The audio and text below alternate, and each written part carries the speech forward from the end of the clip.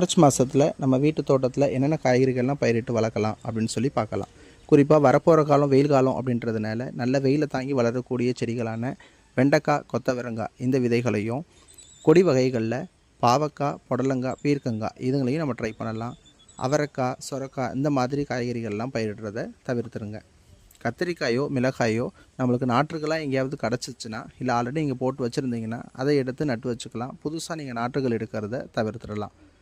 இப்போ நான் சொன்ன எந்த விதைகளாக இருந்தாலும் இதுக்கு முன்னாடி அது எல்லாத்தையுமே நேரடி விதைப்பு முறையில் தான் நம்ம விதைக்க போகிறோம். அப்படின்னும் பொழுது சரியான அளவில் நம்ம தொட்டி எடுக்கணும். அந்த தொட்டியில் நல்ல செழிப்பான மண் கலவையை நம்ம தயார் பண்ணணும். அந்த மண் கலவையில் 1 அல்லது 2 விதைகளை மட்டுமே நடுங்க. அதிகமான விதைகளை நம்ம சின்ன தொட்டியில் இல்லை ஒரே தொட்டியில் நிறைய விதைகளை நடுறது மூலமாக வேர்கள் சரியாக பரவாமல் செடியோட வளர்ச்சி தடைப்படும். அதனால் சரியான பெண் பூக்கள் எடுக்காமல் மகரந்த சேர்க்கையும் தடைப்பட்டு பூவெல்லாம் கொட்டிடும். பிஞ்சுகள் எடுக்காது, காய்கறிகளோட எண்ணிக்கை குறையும்.